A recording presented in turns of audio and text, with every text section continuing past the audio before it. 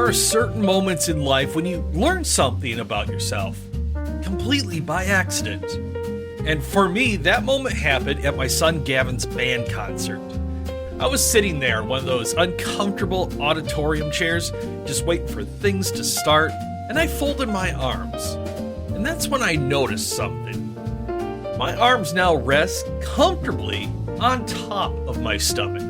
Not on it, but on top of it. Like my belly has become some kind of helpful little shelf.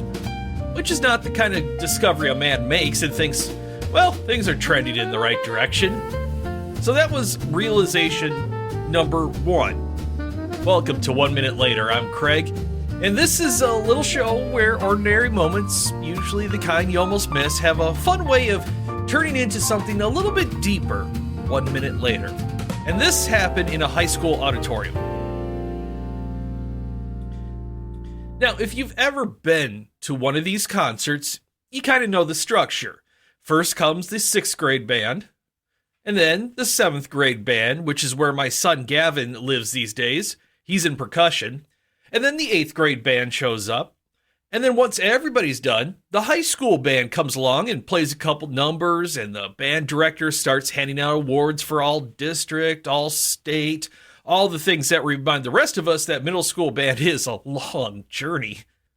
But before any of that started, I noticed something else. Every auditorium, I think, has a guy or a lady who sort of dominates the room. At this one, it's this guy.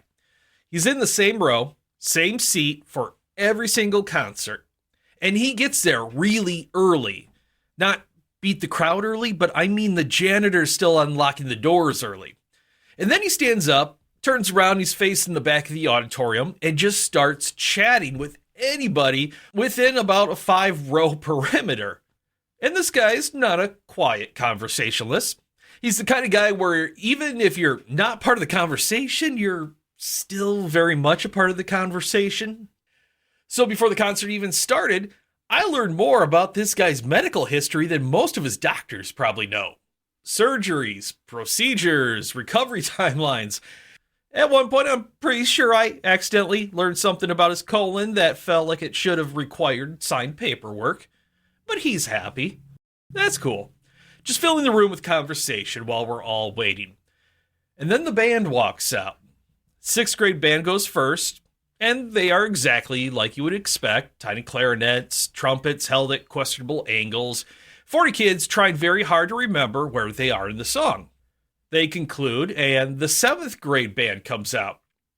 Now, somewhere back there, behind those music stands, is my son Gavin, playing percussion, which means most of his job is actually waiting.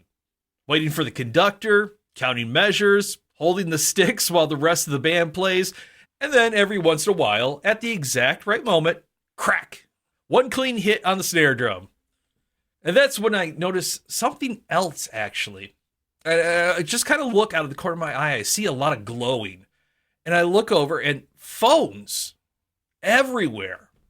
And they're not recording, and they're not taking pictures. No, these were scrolling phones, meaning texting, playing games, doom scrolling, these little pockets of blue light all over the auditorium during the concert while the kids are playing. And it kind of struck me how much these little pocket computers have taken over our lives.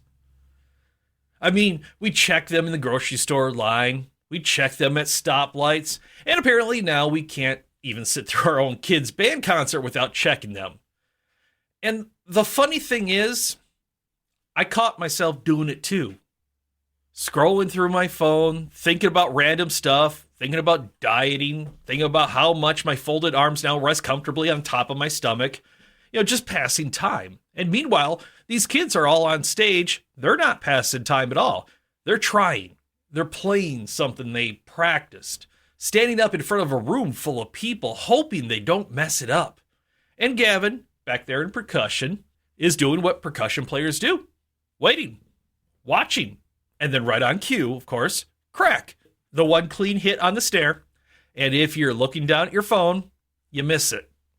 And that's kind of the strange thing about these kind of nights. They feel long while you're in them. Folding chairs, squeaky clarinets, songs that stretch just a little bit longer than they need to. But one day, these concerts are just going to stop happening. The band room will fill with a different group of kids. The percussion section will belong to somebody else, and Gavin won't be back there counting measures, waiting for his moment anymore. And I have a feeling that someday, when the house is quieter, when the kids are grown up and gone, I'll think back to nights like this, sitting in that uncomfortable chair, watching a middle school band try their best, and I'll realize those weren't long nights at all. Those were the moments God quietly handed me that I didn't even know were important yet. Little pieces of life disguised as ordinary Tuesday nights. And I have a feeling on that day, I'd give just about anything to sit in that auditorium again, watching that stage, and not miss a second of it. And so, next band concert, I'll probably sit there, folded arms on top of my stomach, looking around, and just noticing little fun things while we're waiting.